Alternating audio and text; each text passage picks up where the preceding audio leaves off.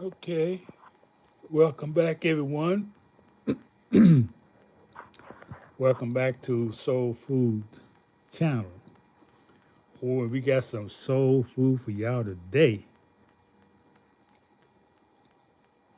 I came across this author when I was a teenager, Erick Fromm, and because I hung out in the library a lot, and the titles it would caught my attention. The titles of his books. Some of the other books that he wrote was like On Aggression, Man for Himself, Escape from Freedom, and this one, The Sane Society. Now, he's one of the Europeans who migrated from Europe during the Second World War to America, trained as a psychologist. Absolutely amazing. Okay, so what I'm going to do is share with you some of my background because I've been reading the books like this most of my life, and I'm gonna share with you. I might have this what we're gonna do because everybody's not into listening to somebody read. So I want to if I get enough people here who want me to go through this book because I'm gonna go through it, read it. I can read it for myself. That's what I always do, reading books for myself. However, this is a something I'm gonna start doing, reading to a community. How about that? Not just about enriching my own self knowledge, but enriching others as well. That's what this channel is morphing into because I've said everything I've talked about up to this day we're living right now. I told you we was in Judgment Day at least a year ago. This was judgment. So there's not much I can really say about what's happening today that has not been said. So let's see what Erick Fromm says about our society. So I'm going to read you a few paragraphs, and you let me know if you want me to continue. It's up to you. I have the freedom, the prosperity, the love to do this as a service. However, if you have the book, you can read along with me, or you can just, I don't know if you can download it. You might be able to find it online somewhere. You might find somebody who's already recorded this book. I don't know. I know I'd rather hear my own voice reading a book than anyone else's. My voice is the most pleasant voice I want to hear reading a book. So if you like my voice, uh, you like the content, then you ask me to continue with this reading, I will. If not, I'm going to just read it for myself. Chapter 1. Are we sane? Nothing is more common than the oh, this book was copyrighted in 1955. So that's almost 70 years ago. So we're not going to be really discussing things uh, older than 1955 because things didn't happen, like the Nam War. A lot of things happened after 1955. So put yourself in that mindset, and you will see a lot of things he's talking about has happened, has already happened. And he's like a prophetic voice because he's saying this in 1955, 70 years ago. So I want you to enjoy, if you enjoy reading as I do, I'm going to read a few chapters for you. Okay, chapter 1. Are we sane? Nothing is more common than the idea that we, the people living in the Western world of the 20th century, are eminently sane. Even the fact that a great number of individuals in our midst suffer from more or less severe forms of mental illness produces little doubt with respect to the general standard of our mental health. We're sure that by introducing better methods of mental hygiene, we shall improve still further the state of our mental health. And as far as individual mental disturbances are concerned, we look at them as strictly individual incidents, perhaps with some amazement that so many of these incidents should occur in a culture which is supposedly so sane. Can we be so sure that we are not deceiving ourselves? Many an inmate of an insane asylum is convinced that everybody else is crazy except himself. Many a severe neurotic believes that his compulsive rituals or his hysterical outbursts are normal reactions to somewhat abnormal circumstances. What about ourselves? Let us, in good psychiatric fashion, look at the facts. In the last 100 years, we, in the Western world, have created a greater material wealth than any other society in the history of the human race. Yet we have managed to kill off millions of our own population in an arrangement which we call war.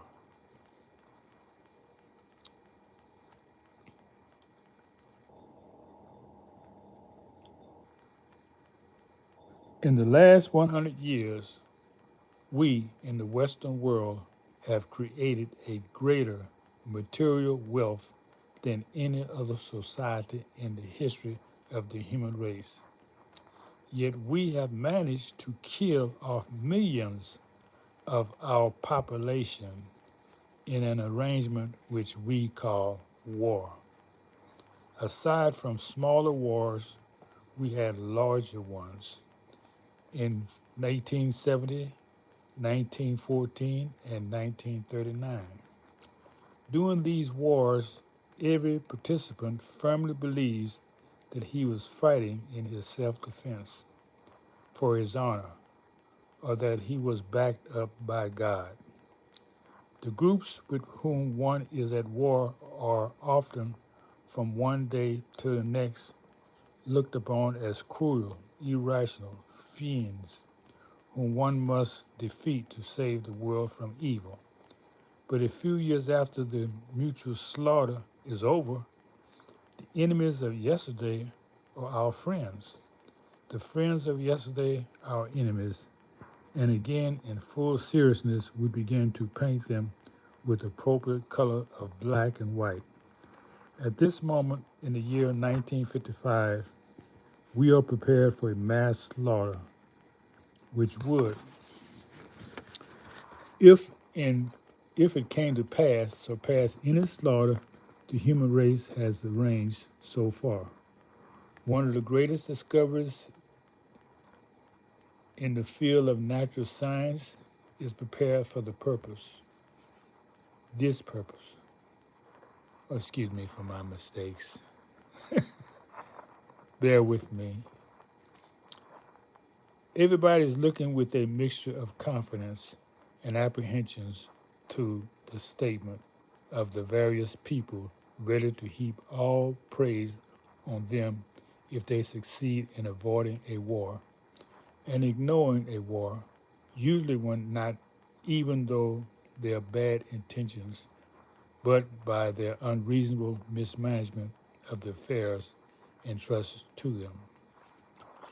In these outbursts of destructiveness and paranoid superstition, however, we are not behaving differently from what the civilized part of mankind has done in the last 3,000 years of history. According to Victor Shibules, from 1500 BC to 1860 AD, no less than about 8,000 peace treaties were signed, every one supposed to secure permanent peace, and every one lasting on an average 2 years. Our direction of economic affairs is sacred, more encouraging. Our direction of economic affairs is scarcely more encourageable. We live in an economic system in which a particular good crop is often an economic disaster, and we restrict some of our agricultural productivity in order to stabilize the market. Although there are millions of people who do not have the very thing we restrict and who need them, not need them badly. Right now, our economic system is functioning very well because, among other reasons, we spend billions of dollars per year to produce armaments. Economists look with some apprehension to the time when we stop producing ornaments, and the idea that the state should produce houses and other useful and needed things instead of weapons easily provokes accusations of endangerment, freedom, and individual initiative. We have a literary we have a literacy above 90% of the population. We have radio, television, movies, a newspaper, a day for everybody. But instead of giving us the best of past and present literature and music, these media of communication, supplemented by advertisement, fill the minds of men with the cheapest trash, lacking in any sense of reality, with sadistic fantasies which a halfway culture people would be embarrassed to entertain even once in a while. But while the mind of everybody, young and old, is thus poisoned, we go on blissfully to see to it that no immortality occurs on the screen. Any suggestion that the government should finance the production of movies and radio programs which would enlighten and improve the minds of our people would be met again with indignation and accusation in the name of freedom and idealism. We have reduced the average working hour to about half what it was 100 years ago. We today have more free time available than our forefathers dared to dream of. But what has happened? We do not know how to use the newly gained free time. We try to kill the time we have saved, and we are glad when another day is over. Why should I continue with a picture which is known to everybody? Certainly, if an individual acted in this fashion, serious doubts would be raised as to his sanity. Should he, however, claim that there is nothing wrong, that he is acting perfectly reasonably, then the diagnosis would not even be doubtful anymore. Yet many psychiatrists and psychologists refuse to entertain the idea that society as a whole may be lacking in sanity. They hold that the problem of mental health is a society is only that the number of unadjusted individuals and not that of a possible unadjusted unadjustment of the culture itself.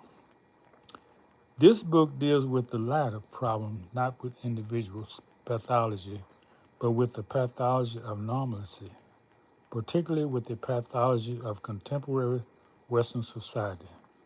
But before entering into the intricate discussion of the concept of social pathology, let us look at some data revealing and suggestive in themselves, which make reference to the incidence of individual pathology in Western culture. Okay, that's going to be it for today. Let me know your thoughts. Are you enjoying me reading this book? Erick Fromm, The Sane Society from 1955.